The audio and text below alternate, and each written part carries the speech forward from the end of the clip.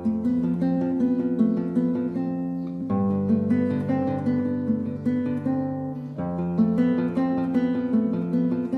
yang membuat tulisan Mbak itu unik? Apa ada daya tarik tersendiri? Padahal kan banyak cerita dengan genre yang sama kan? Iya, iya. Oke.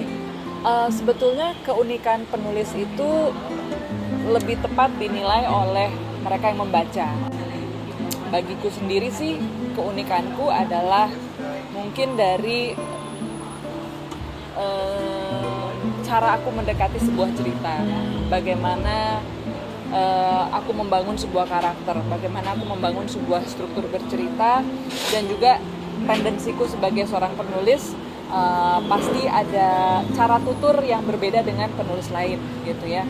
Jadi bisa dibilang itu semua menjadi karakteristik seorang penulis. Dan saat menulis novel-novel ini, dari mana Anda mendapatkan inspirasinya?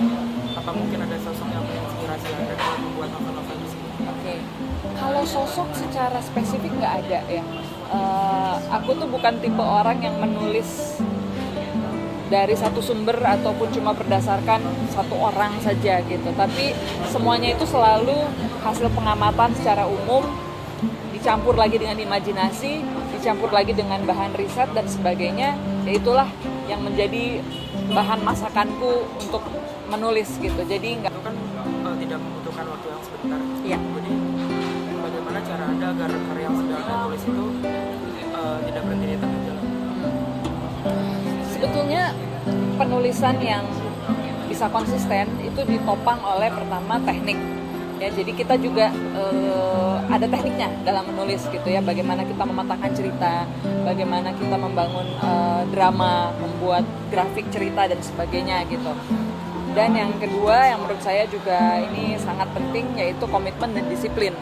Jadi ketika kita sudah komit pada satu proyek, misalnya satu buku kah, kumpulan cerpen, novel dan sebagainya gitu, ya itu kita upayakan terus supaya bisa sampai selesai.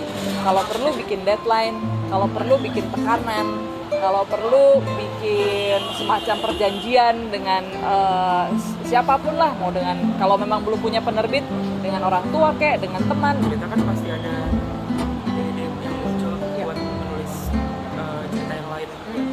Jadi bagaimana cara Anda agar tetap konsisten untuk menulis satu cerita yang sedang proses itu?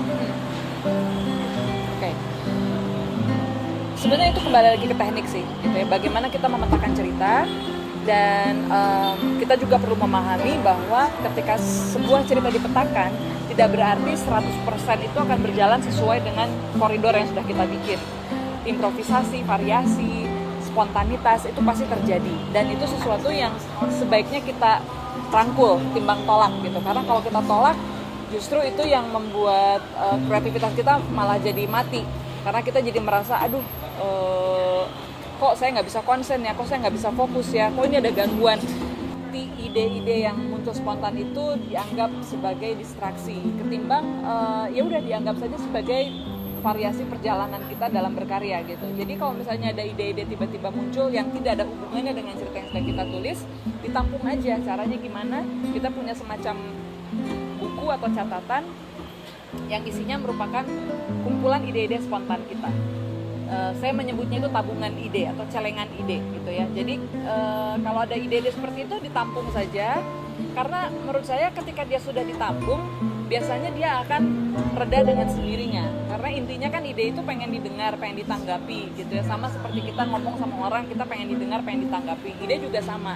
Jadi menurut saya ditampung aja, ditabung, dan habis itu kita kembali lagi ke jalur kita gitu.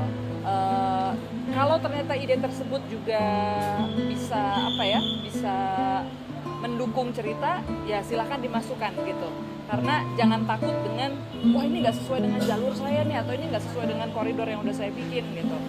Pada intinya kita memang selalu bermain dengan spontanitas, intuisi, tapi juga tetap sebuah karya atau cerita butuh perencanaan dan kematangan.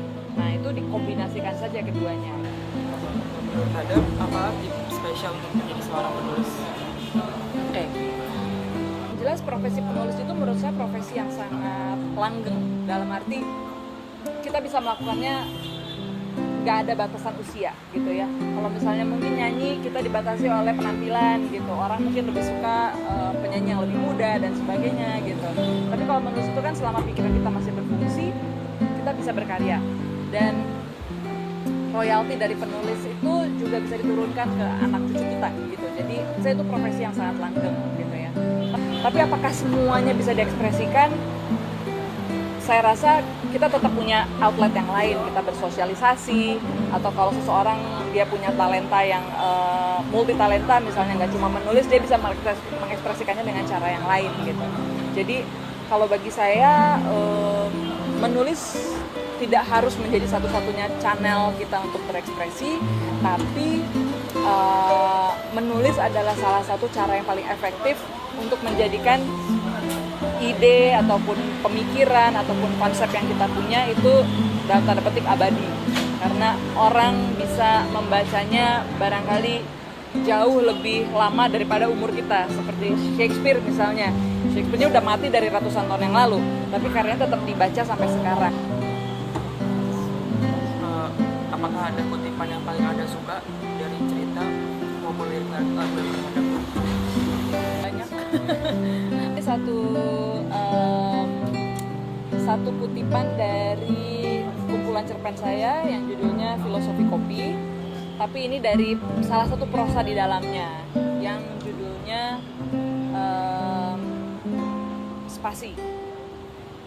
Spasi ini bercerita tentang bagaimana sebuah hubungan itu sebaiknya terjadi secara seimbang, tidak saling mengekang. Jadi ada kata-kata begini, jangan lumpuhkan aku atas nama kasih sayang. Jadi ulurlah tali itu, karena aku ingin seiring dan bukan digiring.